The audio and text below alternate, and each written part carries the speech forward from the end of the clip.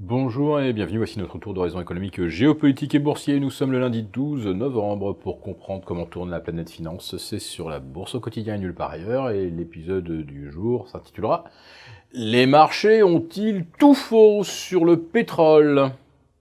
En tout cas, c'est ce qu'a l'air de nous dire monsieur Al-Falih, le ministre saoudien du pétrole.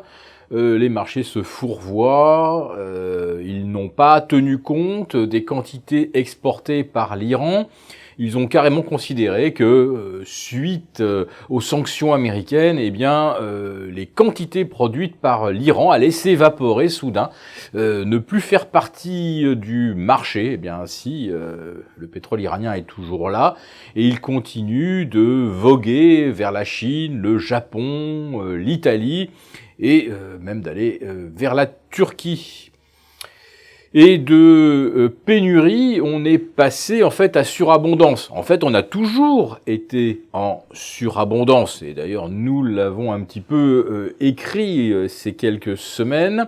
Là-dessus se rajoutent les signes de ralentissement chinois. Et là, d'un seul coup, le pétrole plonge. Et il a même aligné 11 séances de baisse consécutives avec celle de vendredi. 11 séances de baisse consécutives du jamais vu depuis 1984. Bon allez, 10 séances de baisse, il suffisait de remonter en fait jusqu'à 2014 ou 2015.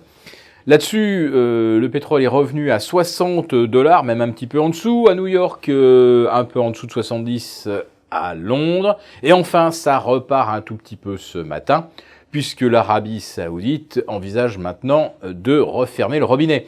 Robinet qu'elle avait ouvert, pour rien donc, à la demande de Donald Trump, il y a environ 1 mois et demi, monsieur Trump, qui se plaignait que l'OPEP ruine le consommateur américain, on manquait de pétrole.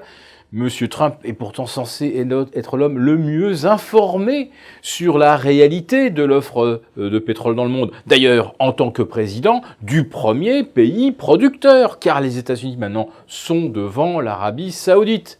Alors comment a-t-il pu échapper à monsieur Trump que finalement on n'a jamais manqué de pétrole et que jamais l'Iran n'a été véritablement empêché d'exporter ? Et les marchés, eux, ils ont cru tout ça. Donc, pour répondre un petit peu à ma question du titre, oui, les marchés se fourvoient.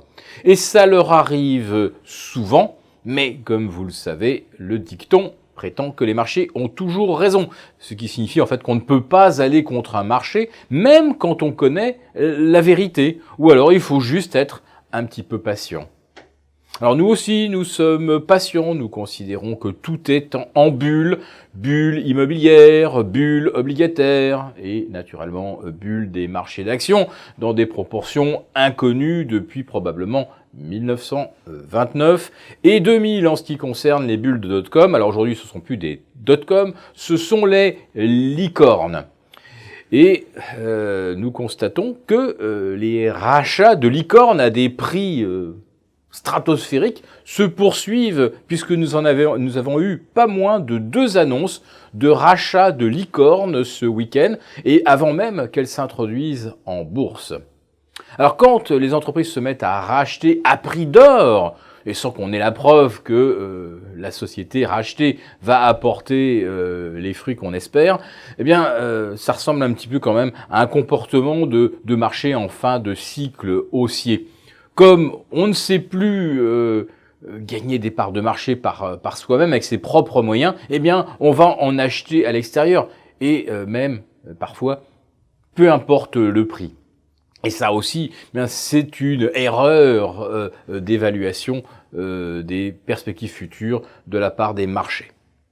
Alors à Wall Street, vendredi soir, on a assisté à une deuxième séance de consolidation consécutive. Alors on a évoqué la Chine, on a évoqué les signes de ralentissement possibles avec la hausse des taux aux États-Unis, mais surtout ce qui a fait corriger Wall Street, eh bien c'est que on est venu presque au point près retracer 50% de la baisse sur le S&P vers 2815, sur le Nasdaq vers les 7570, oui, vraiment 50%, presque au point près.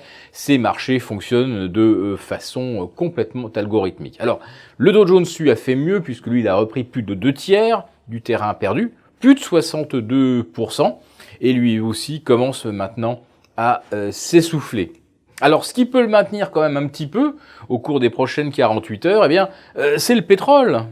Exxon, Chevron, si le baril remonte un petit peu. Et c'est la même chose pour le S&P, où beaucoup de producteurs de shale oil sont quand même cotés. Donc, il va falloir suivre ça de près. Cette journée, c'est une journée un petit peu semi-fériée aux États-Unis, puisque c'est le Veterans Day. Il n'y aura pas de cotation sur les marchés obligataires, pas de possibilité d'arbitrer donc entre les actions et les obligues. Donc c'est une journée un petit peu entre deux, mais la vraie tendance, on va commencer de nouveau à pouvoir la lire, à mon avis, dès mercredi. Et il faudra quand même surveiller de près le secteur pétrolier.